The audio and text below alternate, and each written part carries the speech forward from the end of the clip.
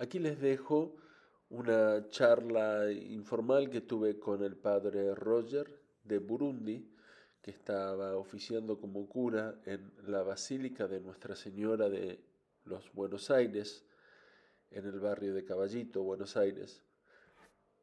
Fui allí, el primer día que llegué, no sabía mucho de esta basílica, fui a comulgar y tomé mi primera Eucaristía aquí y con él, y es una persona realmente maravillosa y muy interesante, y accedió a charlar conmigo, que yo grabara y editara un video. Espero que les guste y que tengan un buen 2023.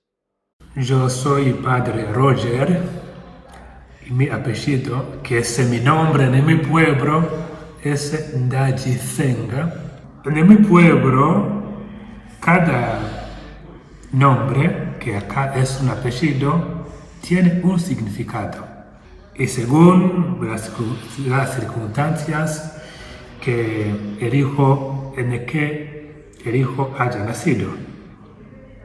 Entonces, en ese marco, Ndajisenga tiene NDA, soy yo, y Senga es orar, o rezar, Perfecto. Senga. Entonces, pero hay también Y, que es un pronombre que reemplaza a Dios. Es decir, mi nombre o mi apellido sería yo oro a Dios. ¿Pero fue de casualidad que lo tuvo así o lo tuvo después de hacerse sacerdote? No, de casualidad no. Es algo que decía que cada nombre en mi pueblo tiene significado. Entonces, ¿por qué? Lo que pasa es que es un pueblo, digamos, fértil, gracias a Dios. Eh, cada niño nacido es un regalo de Dios. Entonces, hacía mucho, mi hermana mayor, que falleció, desapareció hace mucho, me llevaba 6 años. Entonces, 6 años sin tener más hijo era insoportable, era una tristeza. Entonces, después de 6 años, yo nací. Entonces, ese nombre quiere decir que yo soy el fruto de la oración. Después de 6 años de espera. Entonces, no es de casualidad, sino que es el motivo, ¿no? Las circunstancias en las que yo nací. Porque mis padres me esperaron por mucho tiempo. Bueno, y eso es mi historia de nacimiento. Entonces, yo, gracias a Dios, nací en una familia muy creyente. Mi mamá ya está en el cielo. Y cuando digo que está en el cielo, lo digo de una manera común, porque lo que pasa es que uno piensa que es directo al cielo, no. Yo eso porque lo creo y ya lo experimenté. Entonces mi mamá ya está en el cielo, pero mi papá vive todavía. Entonces, yo quiero mucho a mi papá, mucho, por haberme incorporado la fe, porque era, digamos, es lo mejor que tenía que ofrecerme. Entonces, nací y crecí en esa familia muy creyente, me enseñaron a rezar, a amar a Dios, y yo recuerdo que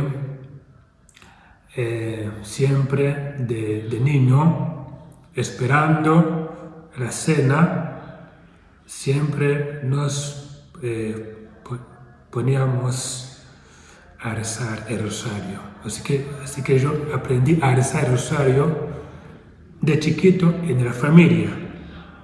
Nos juntábamos, antes de cenar siempre rezábamos el rosario. Entonces crecí así. Y bueno, después entonces me hice, digamos, monaguillo. Todo eso entonces me ayudaba a crecer en la fe, también a amar la vida sacerdotal.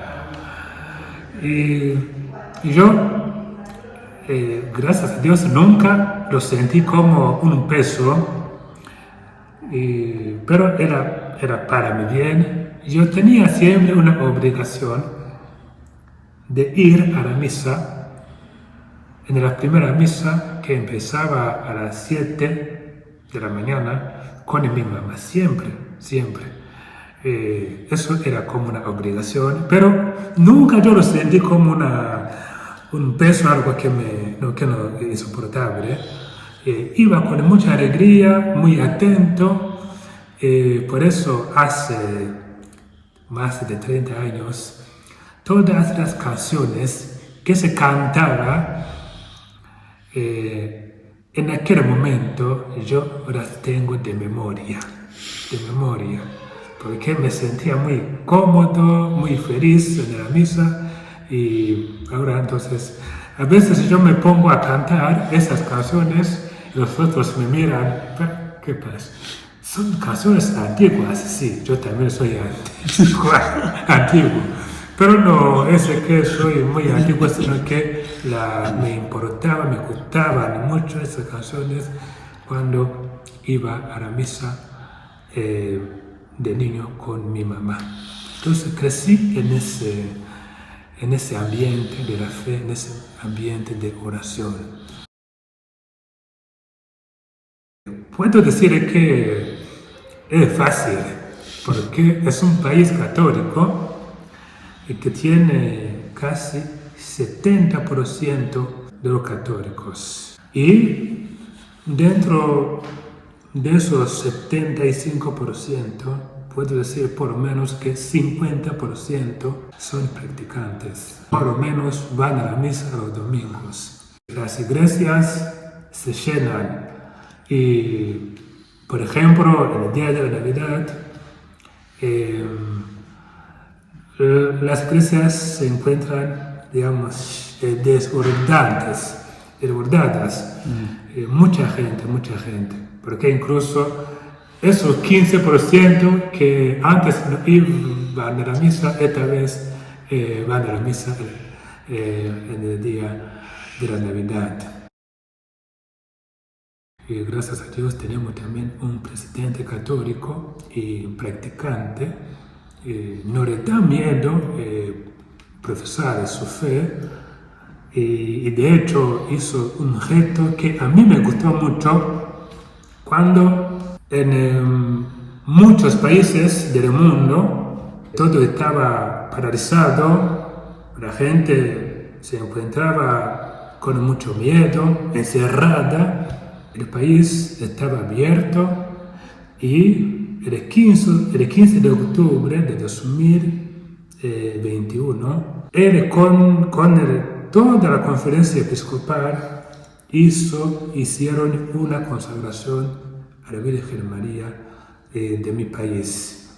Fue un objeto muy importante, muy grande, y por eso, independientemente de la política, como cristiano, eso lo reconozco porque no es algo simple ver a un presidente con toda la iglesia consagrando a un país a la Santísima Virgen María. Y por eso el país vivió lo que los otros no vivieron. Bueno, no reconoce ese encierro masivo con los otros países, y no hay un drama por no haber cerrado al país.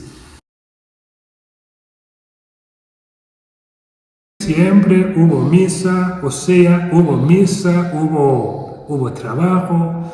La vida siguió normal. Qué bueno. Nada cambió, la vida siguió normal y la gente estaba muy tranquila. Bueno, hay que, digamos, reconocer eso también de la Virgen María que lo protegió, que lo cuidó. Yo lo aprendí acá, cuando vine no sabía nada, ni decir ahora, no lo sabía. Pero gracias a Dios ahora puedo, aunque no se entiende bien, No, se entiende pero bien. algo, No, se entiende algo bien. puedo, bueno, decir, gracias a Dios. Sí, se necesitan pocas palabras y sencillas para decir lo importante. Por ser católico así y practicante, es uno de los pocos países hoy en día que tiene vocaciones sacerdotales y religiosas, porque hasta ahora los seminarios mayores se llenan hasta no encontrar lugares para recibir a todos los candidatos al sacerdocio. Yo siempre digo que es un pasaje, un paso del Espíritu Santo en la iglesia nuestra que tuvo mucho tiempo sin muchos sacerdotes. Entonces ahora se ve que las oraciones que recuerdo que yo de chico siempre ahí había una oración que se rezaba en todas las iglesias que decía, Señor, danos sacerdotes. Entonces se ve que ahora entonces esas oraciones están dando fruto porque sí, estamos recibiendo a nuevos sacerdotes y muchos. Burundi es uno de los países que dicen que es más pobres, pero no lo es porque es pobre, sino por la colonización primero y segundo la mala política, los políticos que tuvieron después de la colonización. Pero el impacto de la colonización es real, se ve. Entonces hay mucha gente que vive la miseria. Sí. ¿Y hay algún enlace o alguna organización donde se pueden ir para contribuir? ¿Cómo se contribuye? Y hay, por ejemplo, la Caritas puede hacer algo, pero digamos, yo también personalmente puedo ver algunos que puedo ayudar. Espero que les haya gustado este video. Les dejo el enlace de Caritas Burundi en la descripción para cualquiera que quiera hacer una donación o ayudar de alguna manera.